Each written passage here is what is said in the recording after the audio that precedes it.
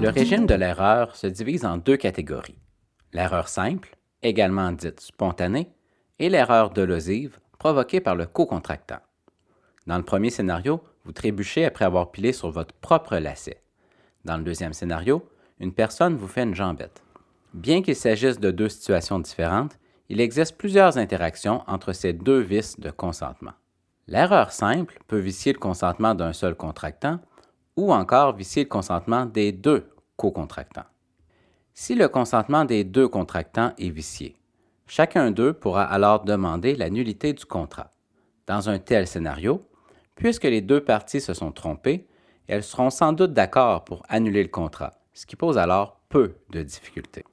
Regardons les catégories d'erreurs simples reconnues. L'erreur sur la nature du contrat, l'objet de la prestation, tout élément essentiel qui a déterminé le consentement.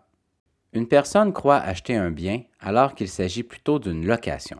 Une personne croit s'associer avec une autre alors qu'elle est plutôt engagée à titre d'employé. Vous demandez à votre ami pour laisser votre voiture chez elle pendant votre voyage, pensant ainsi effectuer un dépôt, alors que votre ami qui accepte croit plutôt que vous lui prêtez votre voiture pendant votre absence. Une personne croit signer une lettre de recommandation dans une langue qui lui est étrangère, alors qu'en réalité, elle signe une lettre cautionnant les dettes d'un tiers. L'erreur simple peut également porter sur l'objet de la prestation.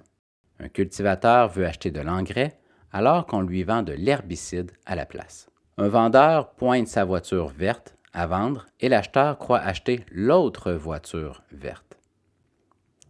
Croyant acheter une guitare, vous achetez plutôt une pièce automobile. Un couple croit louer la grande salle de réception pouvant accueillir 300 invités, alors que le propriétaire des lieux pense louer la petite salle pouvant accueillir moins de 100 personnes.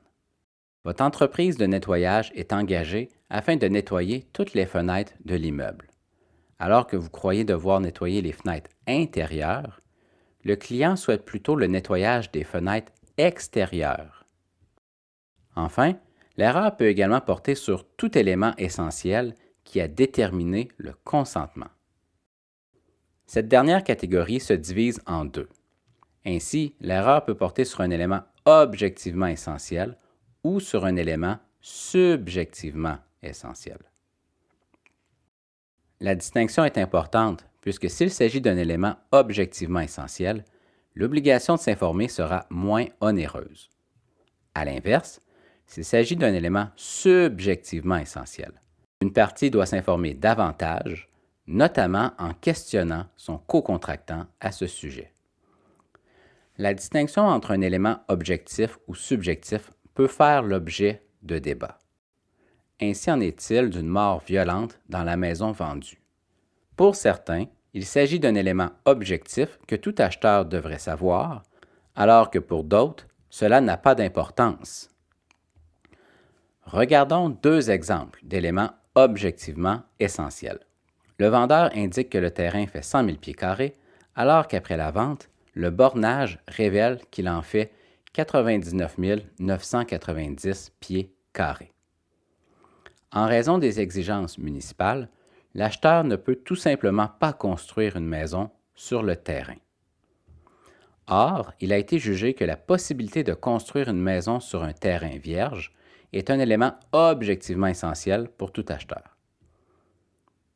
Autre exemple, les co-contractants croient s'entendre quant à la date d'exécution du contrat d'agence de sécurité, mais une partie croit que ces services seront requis le 7 juin, alors qu'ils le sont plutôt le 6 juillet. Regardons deux exemples d'erreurs portant sur un élément subjectivement essentiel. Une personne achète une maison en campagne pour sa tranquillité et informe le vendeur de ses raisons. Après la vente, l'acheteur découvre qu'une piste de course très bruyante se trouve tout juste derrière la forêt. Une personne achète un condo dans une tour qui sera bientôt construite. À la vue des plans, le balcon est pleinement dégagé. L'acheteur informe le vendeur que la luminosité est très importante pour lui. En cours de construction, le vendeur doit modifier les plans et le balcon de l'acheteur n'est alors plus dégagé. Ce ne sont pas toutes les erreurs qui peuvent fonder la nullité du contrat. Si l'erreur ne respecte pas les conditions de l'article 1400, l'erreur sera considérée comme étant non déterminante, ce qui ne permettra pas de fonder la nullité du contrat. On parle alors d'une erreur indifférente ou non déterminante. Voici quelques exemples d'erreurs non déterminantes qui ne vicient pas le consentement. Vous vous procurez un nouveau jeu vidéo et vous le complétez plus rapidement que ce que vous aviez imaginé. Vous achetez un aliment, mais vous êtes déçu de sa saveur. Le 1er janvier, vous prenez un forfait d'1 an dans un gym, mais le 3 janvier, vous cessez complètement de vous entraîner. Vous achetez le véhicule de vos rêves et vous réalisez que cela ne vous apporte pas le bonheur. Vous achetez un véhicule à votre conjointe, mais celle-ci n'est pas à l'aise de le conduire. Vous louez une maison près d'un parc à chiens afin de pouvoir y promener votre chien 2 fois par jour. Mais votre chien décède. Vous vous inscrivez à une formation, mais vous constatez que cela n'est pas fait pour vous. Nouvellement arrivé dans la métropole, vous prenez un abonnement de saison et le lendemain, votre joueur préféré prend sa retraite ou est échangé. L'hiver, vous achetez un costume de bain, mais celui-ci ne vous fait plus une fois l'été arrivé. Vous vous procurez la batterie de vos rêves, mais vous ne pouvez pas en jouer parce que vos voisins se plaignent du bruit. Après avoir acheté tout votre équipement de ski, la seule station dans votre région cesse ses activités. Vous achetez des billets pour un film, mais celui-ci s'avère moins bon que prévu. Voilà qui complète cette introduction à l'erreur simple.